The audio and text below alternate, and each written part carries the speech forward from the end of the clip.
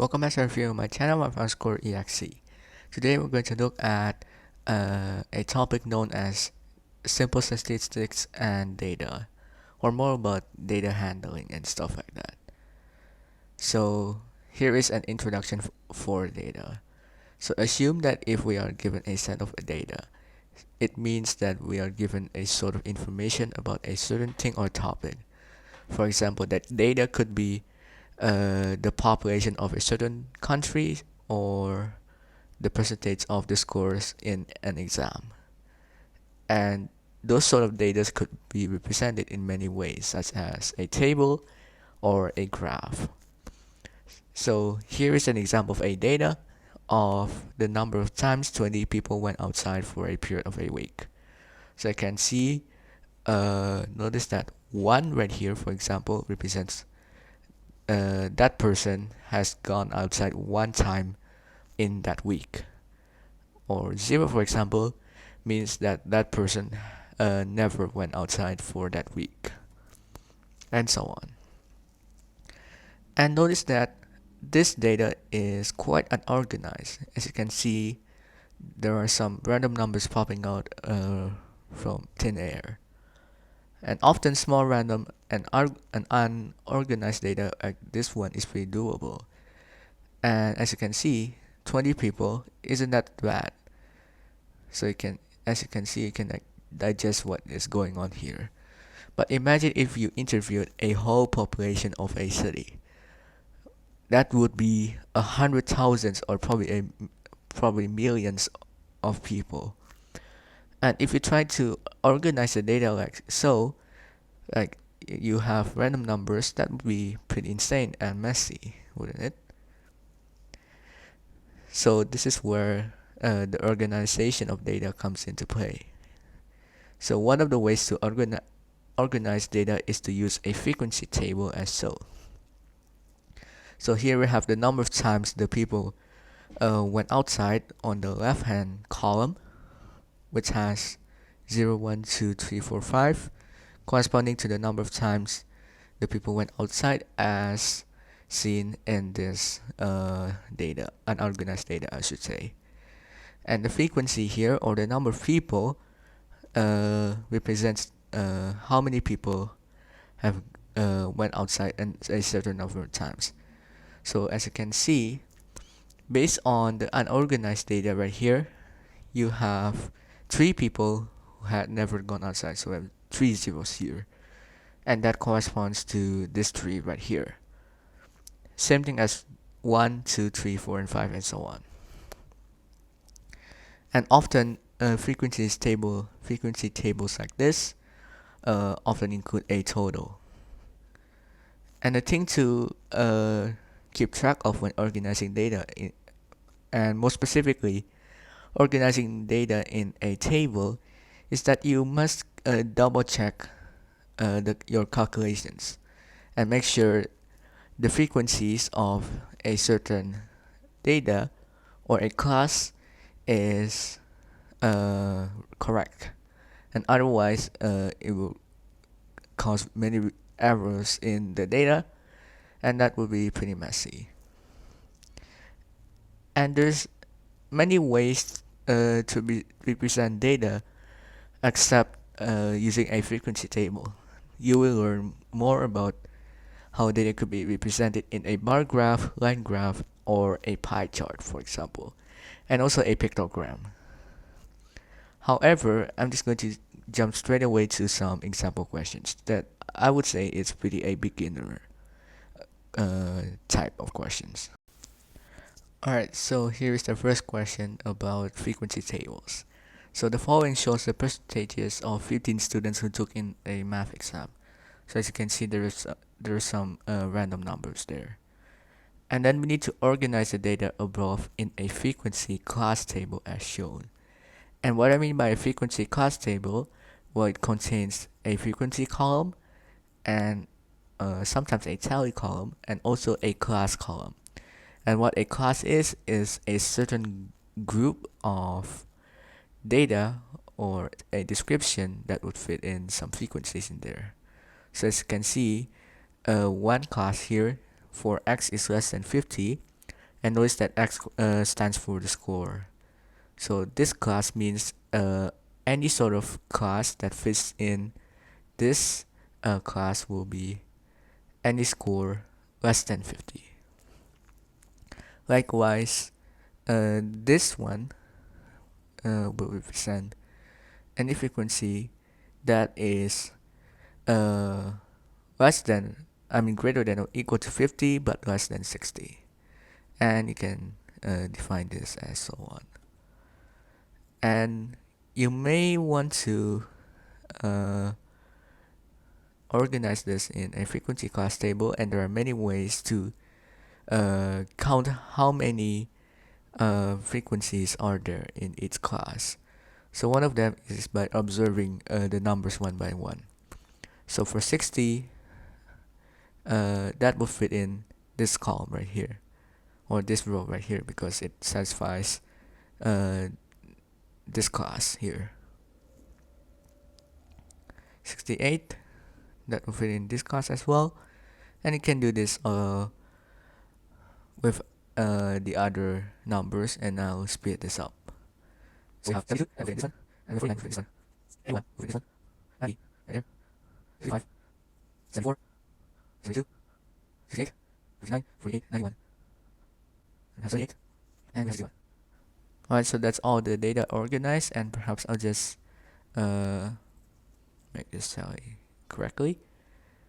And notice that I've drawn the tally right here as like certain lines.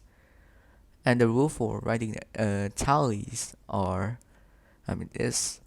So assume that you have a certain number of lines right here, and just continue on, and you stop at 4 lines, and then you drag a diagonal line right here. This is to represent 5, and this is to represent 4, and this is to represent 3. So this will be 3, and this will represent 5 plus 1, which will be 6, since we have an extra line right here.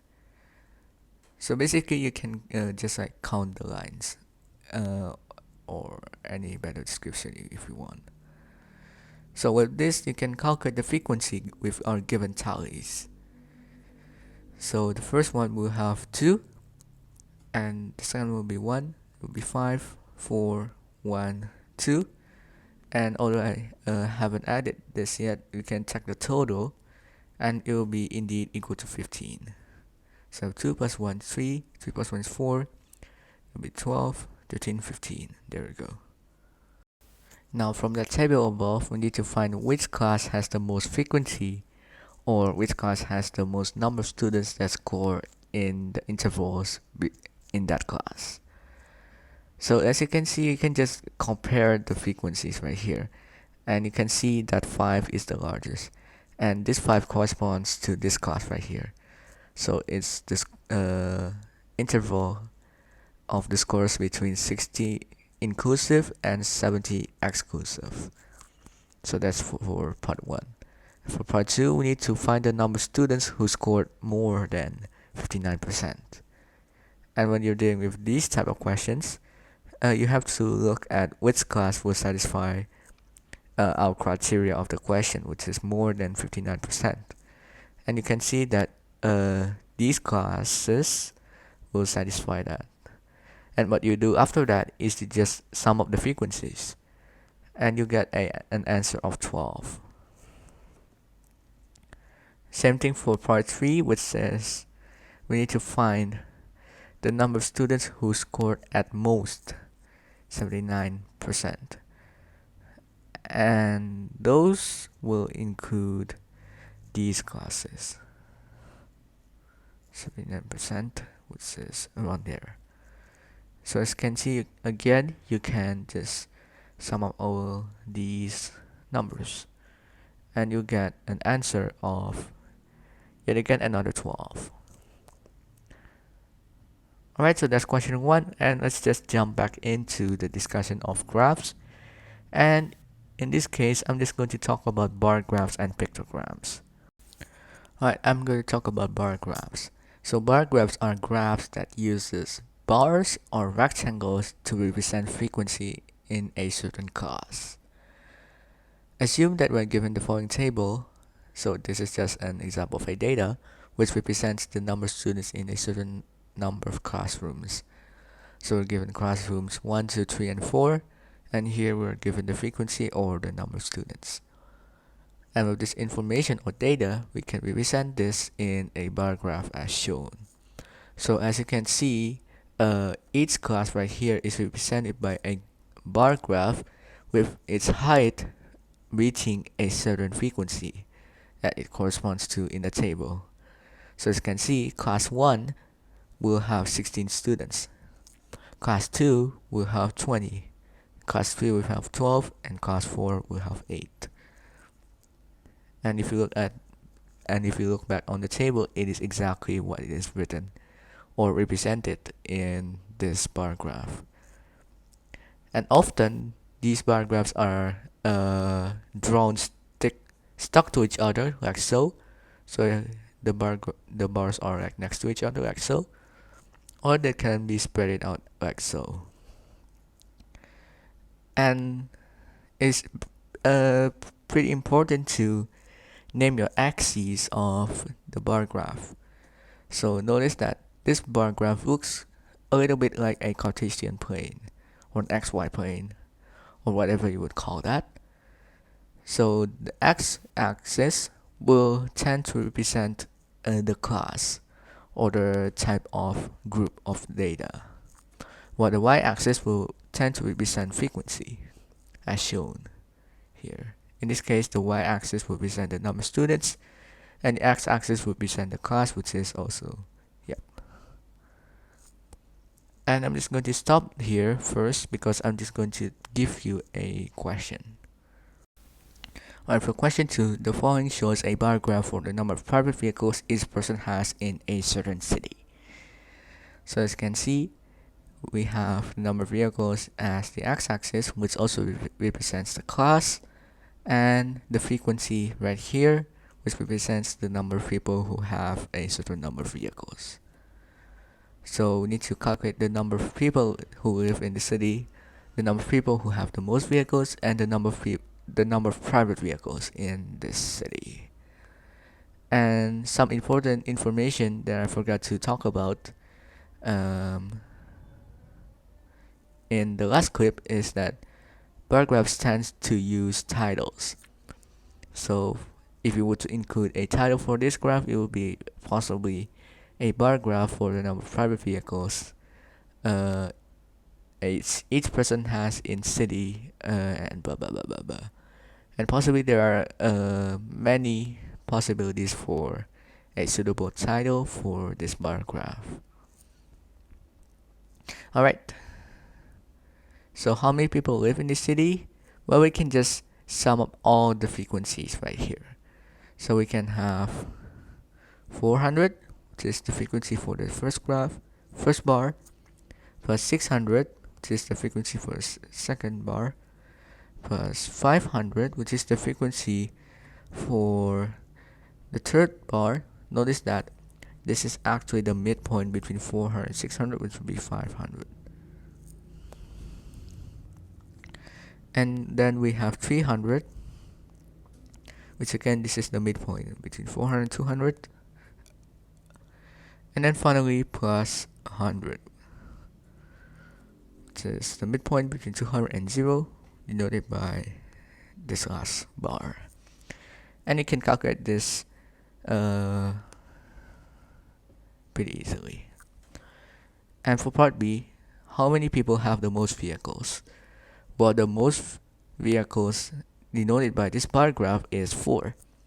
So how many people have 4 vehicles? Well, there are 100 people. So the answer for part B, well, this is the part A, I should denote that. For part B, it will be 100. Now, part C is a challenging one. We need to calculate the number of private vehicles in the city. Well, we can calculate this as so. So we can take 0 and the frequency of the first bar, which is 400, plus 1 which is the cost for the second bar, times 600, which is the frequency for the second bar. Likewise, we have 2 times 500 plus 3 times 300 plus 4 times 100. And again, I'm just going to let you guys calculate this. And you may be wondering, well, how is this the case?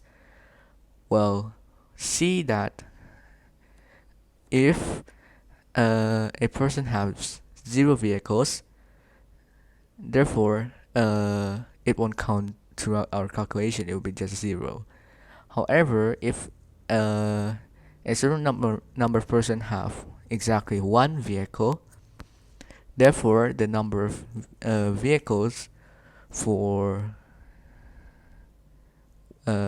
each person who has 1 vehicle will be 1 times the number of people who have 1 vehicle, which is 600 in this case, which is denoted by the second term.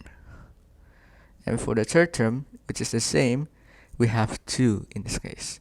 So it will be 2 times the number of people who have 2 vehicles, which is 500. And then you can probably get the point right here. So you can just agree on that. Alright, so that's it for the question 2. And we're going to go back to our discussion, this time about pictograms. Alright, this time is about pictograms. So pictograms are graphs that look like a frequency table, but instead of using numbers to represent frequency, we use symbols or shapes to represent frequency. And here is the pictograms showing the number of flowers in a garden. So we have different types of flowers, and we have the number of flowers symbolized by what it seems like a circle. So pictograms tend to use some keys. So the key here is a circle represents 8 flowers. So assume if you want to calculate the number of roses here, well, we know that each circle represents 8 flowers. So we have 8 plus 8 plus a half of a circle, which means a half times 8, which will be 4. So the number of roses in this garden will be 20. We can do the same for the number of daisies, which will be 8, 8, 8. Now notice that this is a quarter, which will represent 2 flowers. And this will give us 26 flowers. Same thing for sunflowers and tulips. Well, this will be 8, and this represents 6 flowers because it is it is 3 quarters of a circle. So therefore there are 14 sunflowers in this garden. And for number of tulips, 8, 8, 8. Again, this represents half, which will give us 28. So that is a simple calculation. And let's jump into the example question. Alright, here is question 3, which will be the final question for this video. The following shows a pictogram for the population of a district in certain years. So we're given years 2012 to 2015, and we have the frequency represented by the symbol of a square. And this square represents 40,000 people. For part 1 of part A, on which year is the population the highest? And calculate the population in each year. Well, let's just start with part 1 of part A. Well, notice that the highest population here is the most number of squares and possibly cut it off squares, which will be 2015. Because notice that it has 3 squares, which bypasses 2014 2012, but it also have a half cut square, which unlike 2013, which has a quarter cut square, which is clearly smaller than this half cut square. So that's a pretty nice observation. And for part 2, we need to calculate the population in each year. So notice that well, first of all, I'm just going to write 40k for 40,000 people. So just keep that in mind for that abbreviation. So notice that in 2012 it will have 40k plus 40k plus half of 40k, which will be 20k. So therefore this population in this case will be 100k or 100,000 people. We can do the same for 2013. We have 40k, 40k, 40k, and this quarter cut square, which will represent 10k. That will be 130k or 130,000 people. Likewise for 2004, we can have 40k, 40k, and this quarter cut square will represent 10k, which will be 90,000. Next, we have 40k, 40k, 40k, and this half cut square will represent 20k. So in total the population will be 140,000. And from here you can immediately check that your answers in part 1, part A will be indeed correct, since this number is clearly bigger than any of these other numbers. Alright, for part B, between what 2 years does the population experience the largest increase? So what is the strategy right here? Well, we can just take the differences between the population of 2 consecutive countries. Well, I should have specified between what 2 consecutive years. My bad. So you can take the differences between the populations of 2 consecutive years, and then try to see which one has the most increase. So notice that from 2012 to 2013, this experienced an increase of 30,000 people.